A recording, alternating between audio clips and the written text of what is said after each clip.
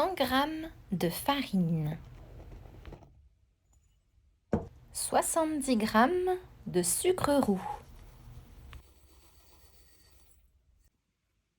une demi-cuillère à soupe de levure chimique ou de bicarbonate de soude. Si on utilise du bicarbonate de soude, on y ajoute quelques gouttes de vinaigre ou de jus de citron pour l'activer. Un œuf légèrement battu,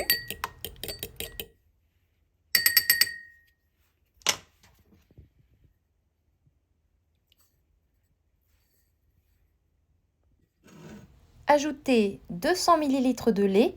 Je commence par en ajouter un tout petit peu, puis je fouette pour éviter les grumeaux. Cette recette de grimolle poitevine aux pommes, ou grimolet, ça peut se dire aussi, se situe entre le gâteau aux pommes et le clafoutis aux pommes. Cette recette peut d'ailleurs faire penser au gâteau aux pommes invisible. Ajoutez un bouchon de liqueur de pomme ou un bouchon d'extrait de vanille ou d'eau de fleur d'oranger, c'est comme vous voulez. On peut aussi utiliser du rhum ambré.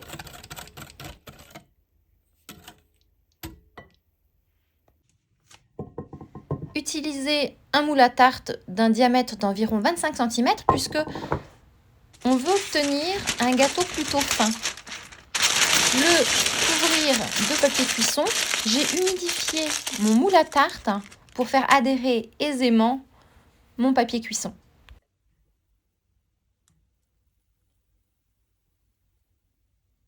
Une chose très importante, pensez à bien racler le saladier contenant la pâte à gâteau aux pommes. Vous allez voir que je récupère environ 3-4 cuillères à soupe de cette pâte à gâteau. Sans ces 3-4 cuillères à soupe, eh bien, vous pouvez obtenir une recette complètement différente. Éplucher 2 grosses pommes. J'utilise les pommes de mon pommier. Je vais donc utiliser les épluchures pour faire du vinaigre de pomme, tant qu'à faire. Puis émincer très finement les pommes.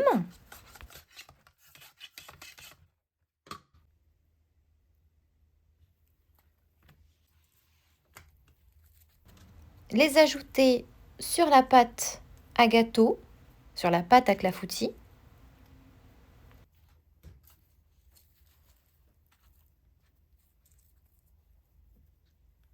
Puis cuire au four à 180 degrés pendant environ 20 minutes.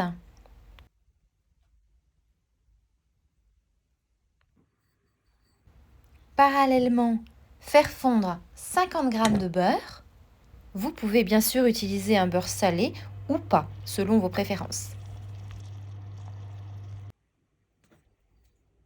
Ajoutez 40 g de sucre roux.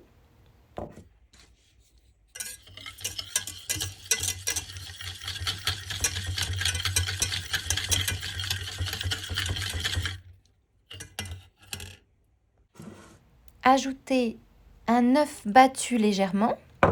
Le beurre fondu étant encore chaud, on fouette immédiatement après avoir mis l'œuf légèrement battu pour éviter qu'il ne cuise. Et la cerise sur le gâteau, ajoutez 125 g d'amandes effilées.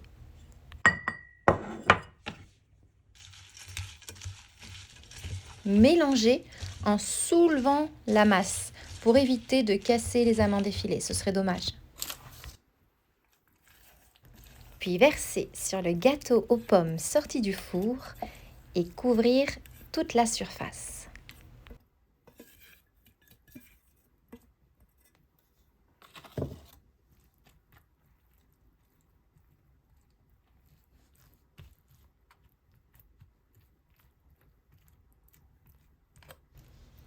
Remettre au four à 180 degrés pendant environ 10-12 minutes.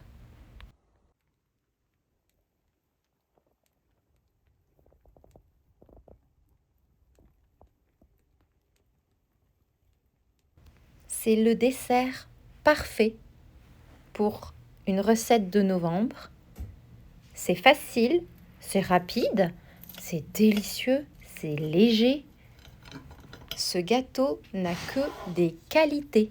Il est fondant et croquant. J'aime beaucoup quand on peut retrouver différentes textures sur un même gâteau.